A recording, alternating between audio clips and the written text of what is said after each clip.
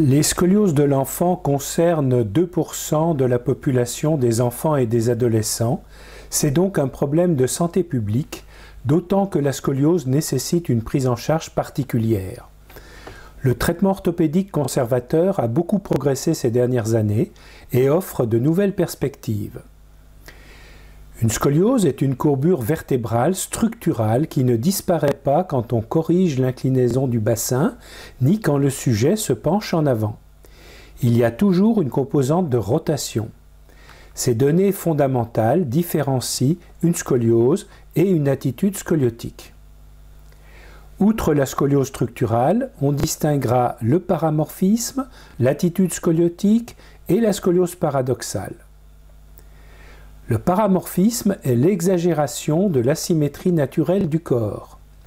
L'angulation est inférieure à 10 degrés.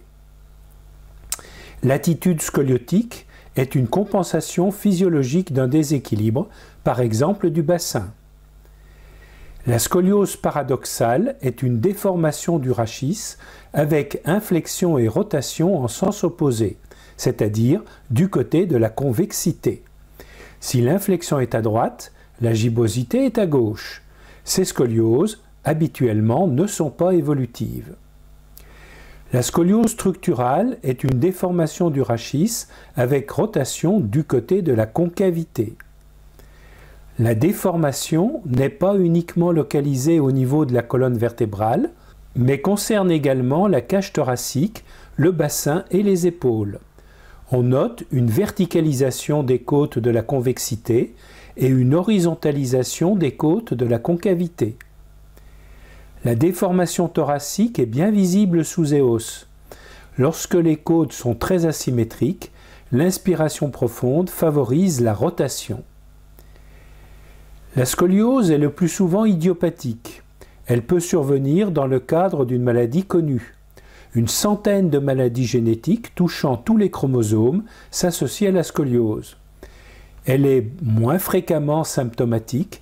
Il s'agit alors le plus souvent d'une attitude antalgique thoracolombaire et la scoliose s'accompagne de douleurs. La scoliose est fréquente dans certaines maladies neurologiques telles que la maladie de Friedreich. Elle s'associe alors à une aréflexie et des troubles de l'équilibre.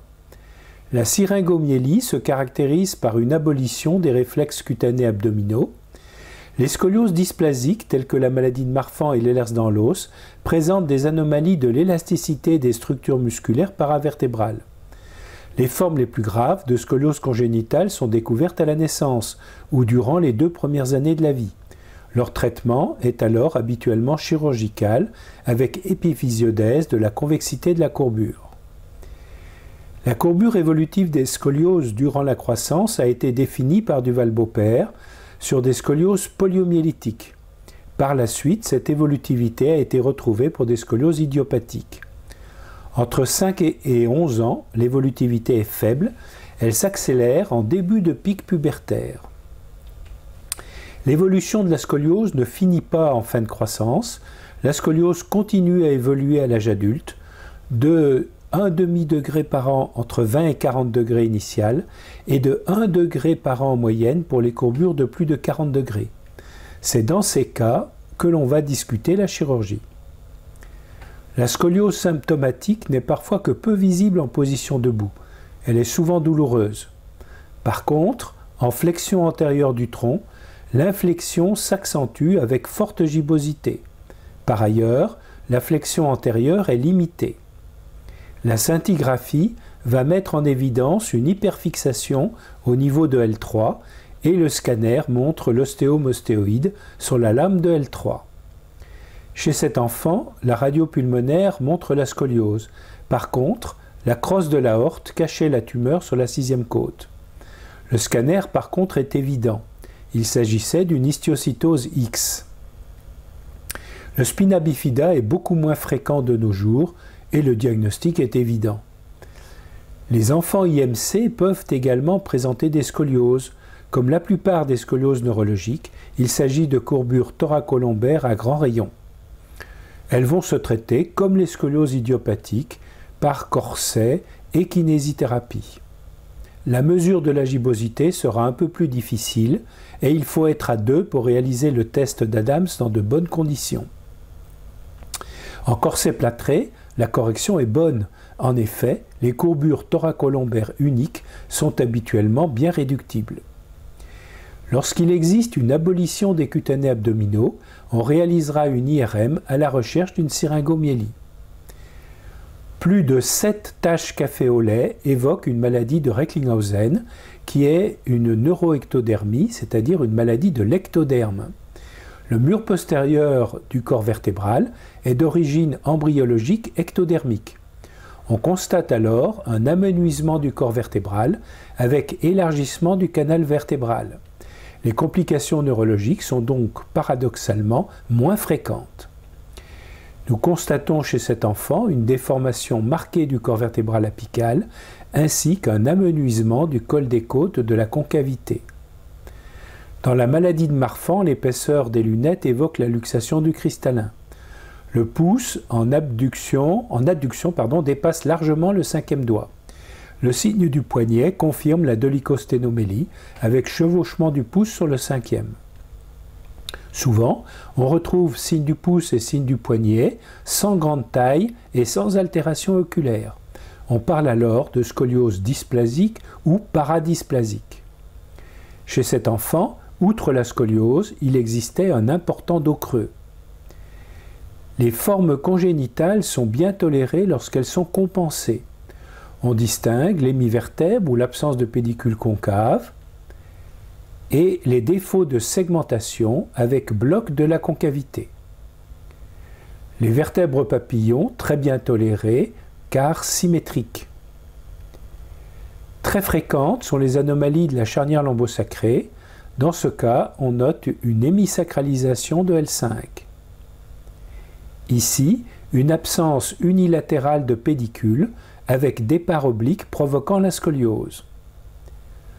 De même, chez ce patient, absence unilatérale d'un pédicule relativement bien compensé. L'évolution importante des scolioses en période de croissance justifie un traitement orthopédique conservateur par corset. La scoliose du nourrisson n'est plus très fréquente actuellement, sans doute du fait des progrès de l'alimentation maternelle et de la disparition du rachitisme. Elle est souvent résolutive et l'indice de Meta permet de dépister les formes évolutives. Min-Meta a défini l'indice de Meta ou angle costo-vertébral, c'est-à-dire l'angle formé par une verticale perpendiculaire au plateau inférieur de la vertèbre apicale et la prolongation du col de la côte. L'indice de Meta est la différence entre l'angle costo-vertébral concave et l'angle costo-vertébral convexe. Lorsqu'il est supérieur à 20 degrés, la scoliose est évolutive. La phase est le chevauchement du col de la côte convexe sur le corps vertébral apical. Ce nourrisson, qui ne tient pas encore assis seul, présentait une angulation de 40 degrés sur une radiographie en décubitus. L'indice de Meta était supérieur à 20 degrés, confirmant l'évolutivité. Les coquilles plâtrées sont réalisées en position inverse de la scoliose. Elles permettent une bonne correction de la scoliose durant la première année de la vie. On parle de scoliose infantile jusqu'à l'âge de 3 ans, puis de scoliose juvénile.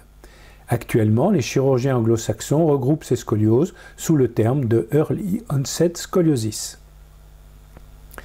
L'orthèse de Milwaukee a l'avantage de ne pas comprimer la cage thoracique, mais l'appui hyoïdien est mal toléré en position assise. Il est donc utilisé essentiellement en port nocturne. Dans les autres cas, on utilisera une orthèse asymétrique comme l'art brace. Des adaptations sont réalisées chez le tout petit. Les mâts sont en polyéthylène pour éviter les blessures à l'occasion d'une chute. Le collier cervical est sans appui hyoïdien pour la même raison. Malheureusement, le traitement de ces scolioses infantiles n'est pas toujours facile. Adèle a été vue à l'âge de 2 ans et demi avec une angulation de 95 degrés malgré des plâtres successifs et l'adaptation d'un corset de Chenot. Le corset de Chenot ne peut corriger la courbure, surtout à sa partie haute. Le moulage électronique sera réalisé en extension, l'enfant est soulevé par les deux membres supérieurs. On réalise alors le positif en miroir, c'est-à-dire en sens inverse de la déformation. En effet, le moulage régional en 3 prises est impossible à cet âge-là. L'hard brace de 3 mm avec correction volumique de la déformation améliore effectivement la correction. L'harmonie générale est bien meilleure, l'équilibre frontal beaucoup plus satisfaisant, et il en est de même pour l'équilibre sagittal. Voici Adèle en corset au 3e jour. Elle ne mettra que 8 jours pour s'habituer sans aucune hospitalisation.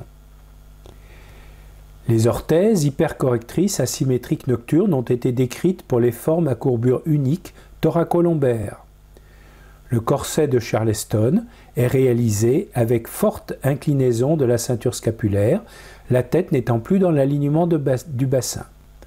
Nous préférons maintenir la tête dans l'axe vertical.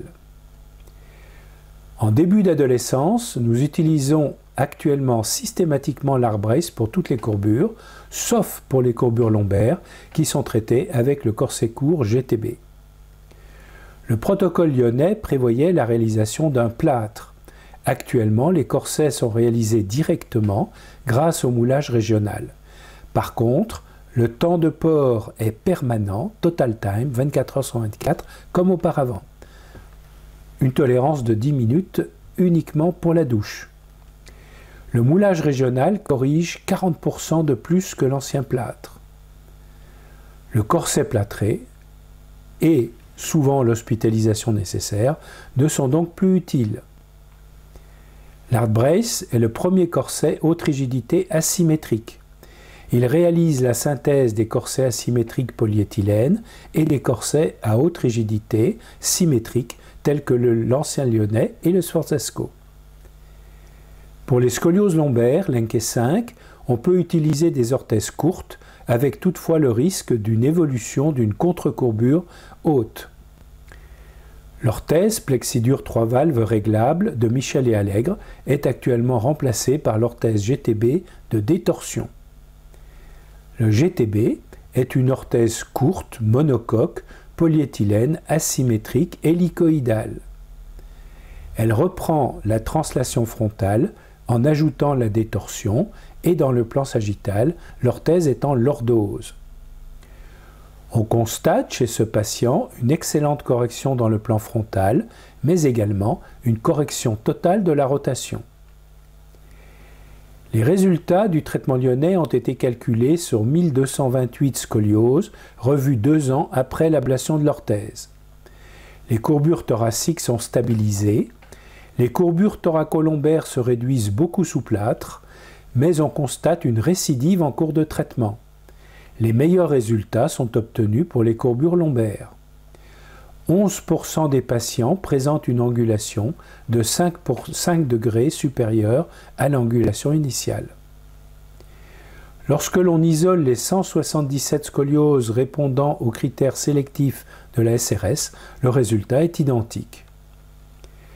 Le groupe des enfants pratiquant plus de 5 heures d'activité sportive par semaine a de meilleurs résultats que le groupe ne pratiquant pas de sport.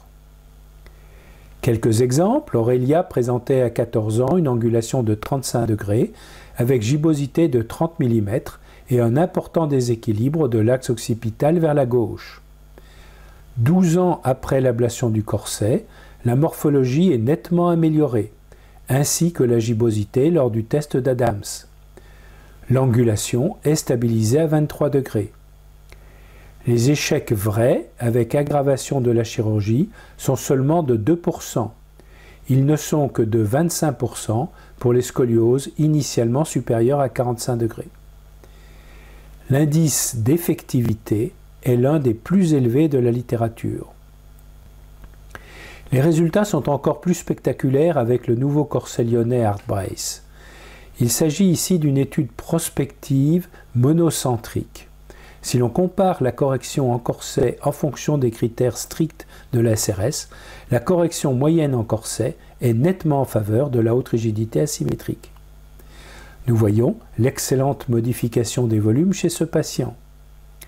Dans cet autre exemple, nous voyons bien le déplacement des volumes au niveau de la cage thoracique et le maintien de la correction sans corset 6 mois plus tard. Il en est de même pour le premier exemple, alors que la courbure est plus courte, avec même inversion lombaire. Si l'on compare les résultats avec l'ancien corset lyonnais, nous pouvons confirmer la meilleure correction en corset hard brace. Cette correction se maintient à 1 an et même s'amplifie pour les courbures thoraciques. La représentation des corrections à 1 an est significativement en faveur de l'hard brace. La même correction significative se retrouve au niveau de la gibbosité.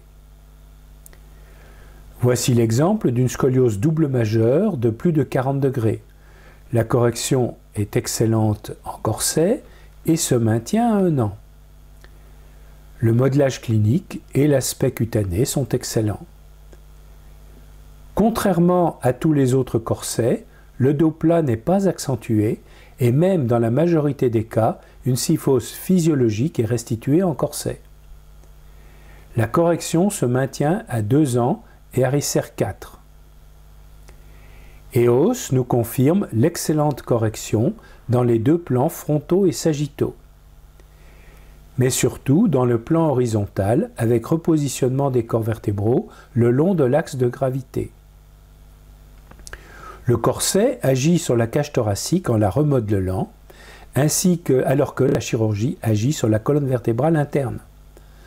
En fin de croissance, l'angulation est corrigée et stable. Le corset en polycarbonate transparent de 4 mm est quasi invisible sous les vêtements.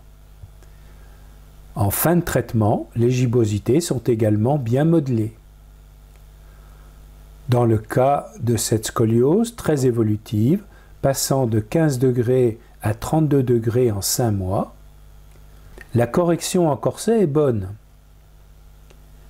Le corset est bien supporté, le plan sagittal est harmonieux.